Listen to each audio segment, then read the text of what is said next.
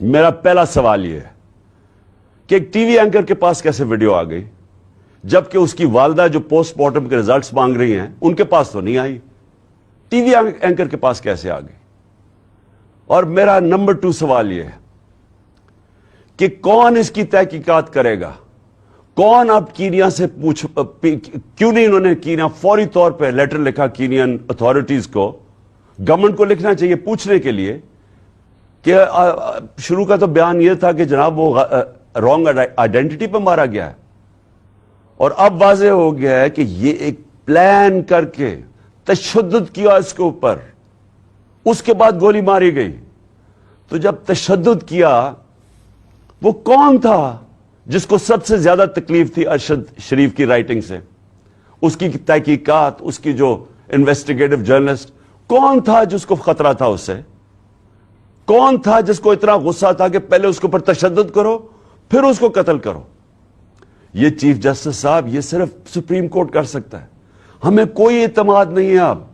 Investigative agencies ان قاتلوں کے، ان چوروں کے، مجرموں کے ہاتھ میں ہیں، اور یہ جو آرمی آفیسر ہے اس کے اوپر کس کو اب اعتماد ہے؟ مجھے پتا انہوں نے کور اپ کیسے کیا، مجھے پتا ہے کہ آتے ساتھ ہی پنجاب پولیس کو کس نے کنٹرول کر لیا۔ گورنمنٹ ہماری ہے، ہم ہیں پنجاب کے اندر، ہماری حکومت ہے، وہ پولیس کہیں اور سے کنٹرول ہو رہی ہے، اور اب پولیس سے میں ایف آئی آر نہیں رکوا سکتا، اور پھر کون سے کس نے جا کے اس کی ٹیپ ریلیز کی؟ یہ کون سی دنیا میں ہوتا ہے؟ ہم سر بنانا ریپبلک بننے جا رہے ہیں۔ بنانا ریپبلک کے اندر ادھر کوئی انصاف نہیں ہوتا، اس لیے وہ بنانا ریپبلک ہے۔ وہاں جنگل کا قانون ہوتا ہے، اور یہ جنگل کا قانون بننے جا رہا ہے، اور اس وقت یہ ملک کو بچانا ہے آپ نے۔ دیکھیں ملک اس وقت اداروں کے اندر، قوم جو ہے وہ اداروں کے اندر اعتماد کھو بیٹھی ہے، اس کو بحال کرنے کی ضرورت ہے۔ ملک اداروں کے بغیر نہیں چلتا، ادارے ملک کو چلاتے ہیں۔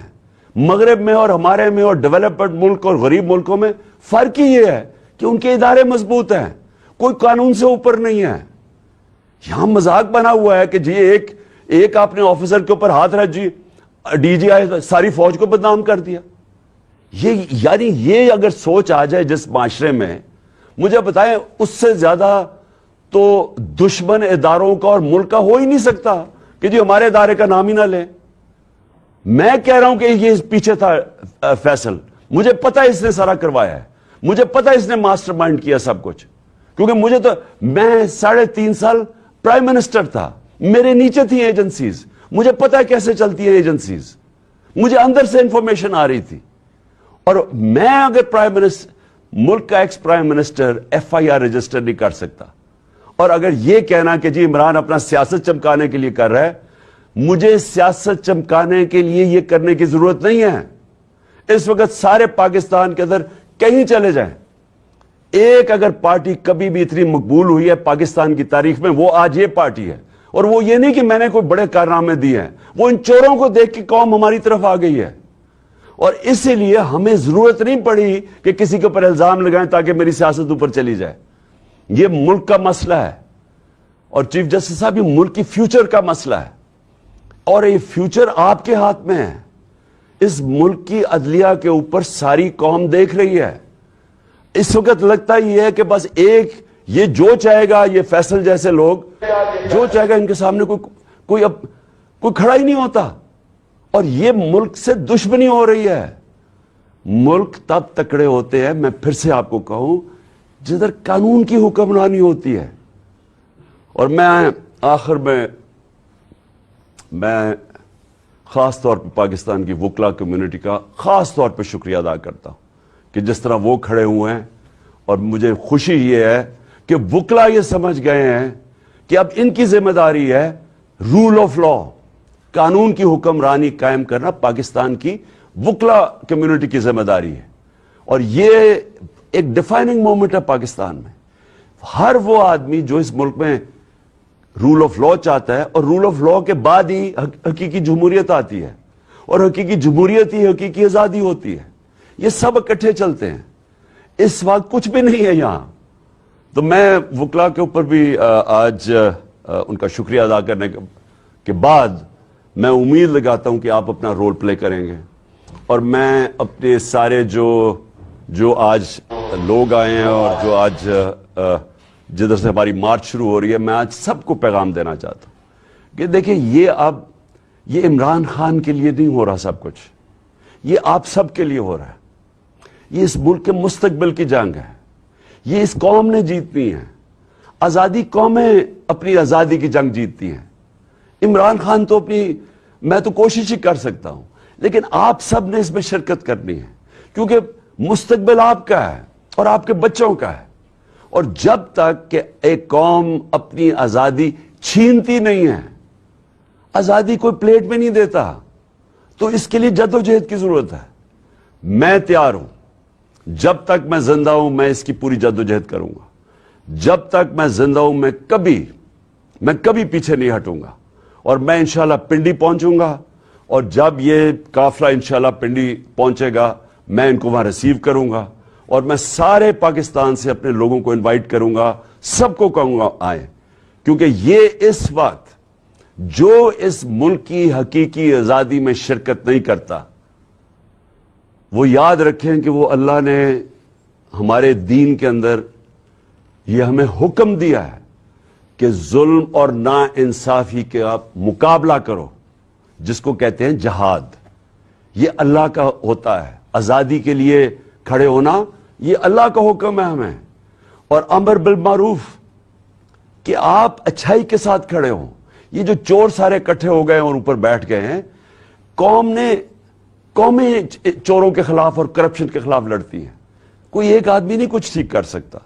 تو میں ساری قوم کو آج دعوت دیتا ہوں کہ ہمارے ساتھ اس مارچ میں شرکت کریں، اور انشاءاللہ جب میں پنڈی جس دن میں آپ کو دعوت دوں گا، آپ نے سب نے پنڈی آنا ہے اس ملک کی حقیقی آزادی کے لیے. شکریہ. اور یہ خاص اللہ کا معجزہ ہے کہ اتنی گولیاں لگنے کے باوجود کوئی بھی ایسا نہیں ہوا کہ اگر وہ گولیاں تھوڑی ادھر ادھر ہو جاتی تو شاید بہت زیادہ لوگ جان کھو بیٹھتے. تو میں آج اپنے سارے جو آج یہاں آئے ہوئے ہیں وزیر آباد میں، آپ کے لیے بھی، اور جو بھی میرے پاکستانی دیکھ رہے ہیں، میں آپ سب کو مخاطب ہوں. سب سے پہلے یہ جو حادثہ ہوا، یہ جو حادثہ نہیں، یہ جو پلان کر کے مجھے قتل کرنے کی کوشش کی گئی، میں پھر پہلے واضح کر دوں کہ یہ سپٹمبر میں پلان بنا تھا. سپٹمبر میں پلان بنا تھا. 24 سپٹمبر کو اس پلان کا میں نے پبلک جلسے کے اندر میں نے یہ بتایا کہ یہ پلان بنا ہے. میرے خیال میں جلسہ رحیمی اور خان تھا کہ یہ کس طرح دینی انتہا پسند کے اوپر ڈالیں گے.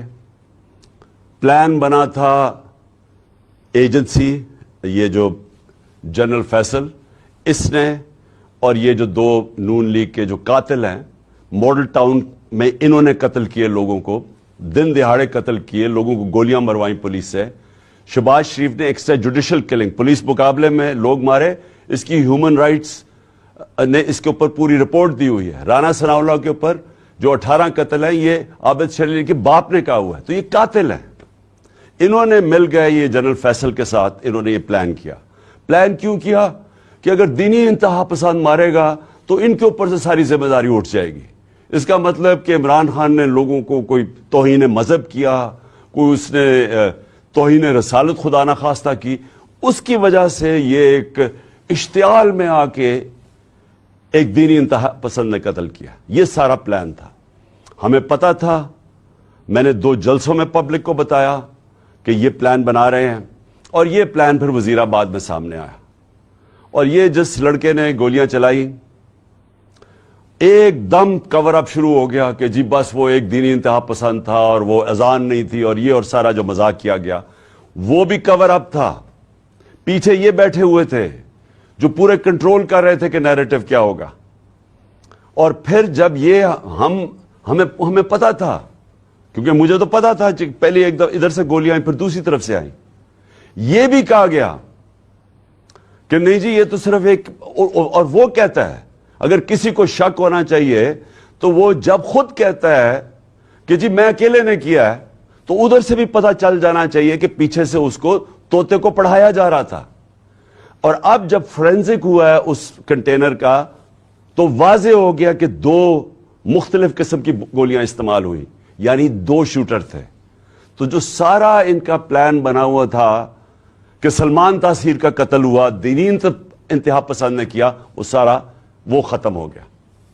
اب دوسری چیز کہ آج میں خاص طور پہ ایک تو ابتسام کو، جو ماشاءاللہ ایک ہیرو ہے، کیونکہ میں نے جب اس کی فوٹیج دیکھی کہ ایک عام آدمی دیکھ رہا بندوق اس کے ہاتھ میں ہے اور اس کے باوجود وہ پکڑ رہا ہے، میں تو پہلے اس کو سلام کرنا چاہتا ہوں کہ ہمارے نوجوانوں میں اس طرح کا جذبہ ہے. یعنی ایسے ہمارے نوجوان ہیں جو کہ اپنی جان خطرے میں ڈال کے اور وہ بچانے کی کوشش کر رہے تھے. میں تو اس کو اب میں کیا کہوں گے، شکر ہے، میں تو اس کی والدہ کا بھی شکریہ ادا کیا کہ آپ نے ایسے اپنے بیٹے کو تربیت کی ہے. دوسرا جو سب سے بڑی ٹریجڈی تھی وہ معظم شہید کی تھی، اور وہ ہم سب سے دیکھی نہیں گئی وہ تصویریں کہ 3 بچے اس کے بیٹھے ہوئے ہیں اور باپ کو جگانے کی کوشش کر رہے ہیں. اور میں پھر سے کہہ رہا ہوں کہ ہم انشاءاللہ پوری ذمہ داری ان بچوں کی ساری زندگی تک لیں گے. اب میں اپنی ساری قوم سے جو 2-3 آج باتیں کرنا چاہتا ہوں. پہلے تو یہ، اب ہماری مارچ رکے گی نہیں. ہماری حقیقی آزادی کی جو تحریک ہے وہ رکے گی نہیں، وہ انشاءاللہ اور زور پکڑے گی. کیونکہ یہ جو اس کے بعد ہوا، اب میرے ذہن میں کوئی شک نہیں کہ جب تک اس ملک کے اندر ہم انصاف نہیں لے کے آئیں گے، ہم حقیقی طور پہ آزاد نہیں ہوں گے. اور ہم حقیقی طور پہ جب تک آزاد نہیں ہوں گے، یہ ملک میں خوشحالی نہیں آنے لگی. یہ اگر کسی کا خیال ہے کہ جنگل کا قانون ہو اور ملک خوشحال ہو جائے، خواب کے اندر تو ایسے ہو سکتا ہے، یا لوگ خواب دکھا سکتے ہیں، لیکن جو دنیا کا معاشرہ ترقی کرتا ہے وہاں سب سے پہلے انصاف قائم کرتا ہے. میرے نبی صلی اللہ علیہ وسلم نے مدینہ میں سب سے پہلے عدل اور انصاف قائم کیا، پھر اس کے بعد خوشحالی آئی. عدل اور انصاف انسانوں کو آزاد کرتا ہے، طاقتور کو قانون کے نیچے لے کے آتا ہے. اور کیا ہوا اس کے بعد؟ جو مجھے پتا ہے، یہ میجر جنرل فیصل اس کے پیچھے تھا. مجھے پتا ہے کہ جب سے میجر جنرل فیصل آیا اور ساتھ اس کے فہیم آیا ہے، انہوں نے تب سے ہمیں اس طرح دہشت گردوں کی طرح انہوں نے ہمارے اوپر ظلم کیا. یہ ہمیں پتا ہے ان کی بیک گراؤنڈ کیا ہے. بلوچستان میں انہوں نے دہشت گردوں کو کہتے تھے جی بڑا یہ تکڑے ہیں. اللہ معافی دے کہ اگر یہ اس طرح کے لوگ ہیں، دہشت گردی کم نہیں ہوگی. ان کے حرکتوں سے دہشت گردی بڑھے گی. جو ہمارے سے انہوں نے کیا ہے، جو صحافیوں سے کیا ہے، جو ارشد شریف سے انہوں نے کیا ہے. ارشد شریف کی مجھے پتا ہے، ارشد شریف جب مجھے کہہ رہا تھا کون کون اس کو دھمکیاں دے رہا تھا جو ملک سے باہر گیا ہے، اور ارشد شریف میں بعد میں بات کروں گا. اس سے پہلے اعظم سواتی سے جو انہوں نے کیا، یہ جب سے یہ آیا ہے میجر جنرل فیصل، تب سے صحافیوں کو، سوشل میڈیا کو، ٹی وی چینلز کو دھمکیاں کہ جی عمران خان کی پروجیکشن نہیں کرنی. اور تب سے انہوں نے فیصلہ کیا کہ یہ اب ہمیں جس طرح دہشت گردوں کو خوف دلاتے ہیں، دہشت دلاتے ہیں، وہ انہوں نے ہمارے ساتھ کیا. یہ جو ایف آئی آر رجسٹر نہیں ہو رہی، میں پاکستان کا ایکس پرائم منسٹر ہوں، میں سب سے بڑی پارٹی کا سربراہ ہوں، میں اپنی ایف آئی آر رجسٹر نہیں کر سکا کیونکہ میجر جنرل فیصل کا نام آ گیا. یہ کوئی ایسا آدمی ہے جس کے اوپر پاکستان کے قانون نہیں لگتے ہیں. اور D G I S P R کہتا ہے کہ جی ہماری فوج کی توہین ہو گئی. فوج کی توہین تب ہوگی اگر فوج ایکشن نہیں لے گی. توہین تب ہوگی جب ایک ادارہ اپنے آپ کو قانون سے اوپر سمجھے گا. جب وہ یہ کرے گا کہ ایک پرائم منسٹر کا اگر ایف آئی آر رجسٹر نہیں ہوتی، میں سوال پوچھتا ہوں کہ عام آدمی کی کیا حیثیت رہے گی اس ملک میں؟ ایک عام آدمی سے جب کوئی ظلم کرتے ہوں گے یہ لوگ، تو وہ کیا کرتا ہوگا؟ وہ کدھر جاتا ہوگا؟ اور یہ جب تک یہ جنگل کا قانون رہے گا، یہ ملک ترقی نہیں کر سکتا۔